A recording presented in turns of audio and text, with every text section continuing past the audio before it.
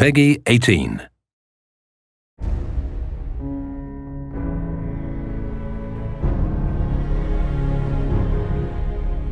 One of the other big additions to the game, building settlements, that was really, really cool. That was a big surprise to a lot of people. Let's take a little look at settlements in action. So we actually call this the workshop system. So this is building in your original neighborhood. We have a bunch of sites. And so, I think some of these videos, the fans are in as well need to pause and look what's on the screen, but you rip apart the world, and then you can build what you want. The inspirations here, I think, are pretty clear. Things like Minecraft and other things we like, and it's a really great fit for Fallout. We wanted to get in.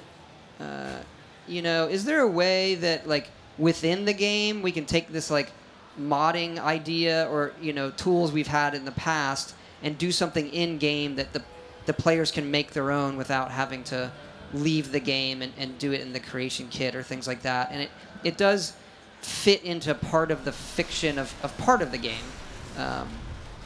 but it is optional. I love this. I'm gonna name drop Ryan Sears. He's one of our artists, built that. It's really great. He showed that to me. I was like, oh, I am putting that in a video. That's awesome. You also announced UGC, User-Generated Content, in the game. Some people might have missed that. Can you talk to us a little bit about what we're doing with UGC and when it's going to be available?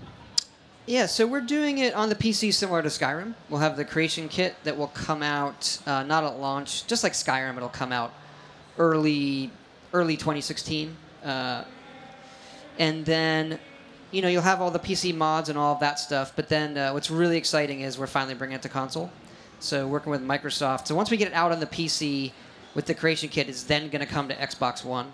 Okay. There's a lot of back-end stuff we need to do and work with them. And then once that's settled, our plan is to do that work with Sony and get them on board and have that follow up. But the timetable's kind of fuzzy right now. Are you excited? On that, so I don't want to promise a Sure. date on that part. But would you say? Am I excited? Are you excited to? Oh my God! consoles? Yes.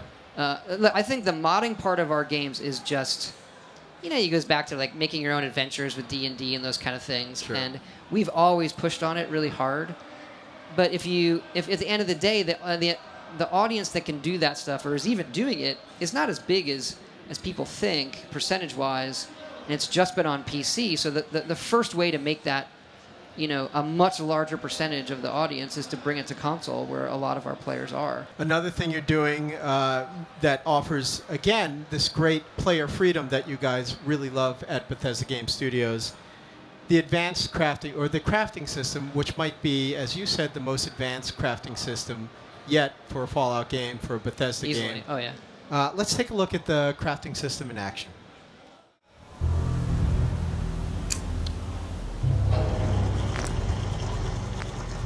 Todd, tell us, how does the crafting work, and why is it the most advanced crafting system you've ever offered the players? The main gist of it is that we have all this junk around the world. So it sort of started if you looked at alchemy in Skyrim, but imagine that was on everything.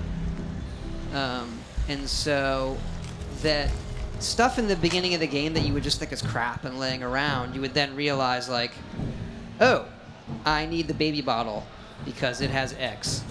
And so it was a look at having components, so having a set number of components in the world, and then having lots and lots of items that were different mixes and matches of those components, and then you realize that adhesive is an important element for building a lot of things. Then you realize actually duct tape and glue tend to be more valuable than grenades, for real, in the game.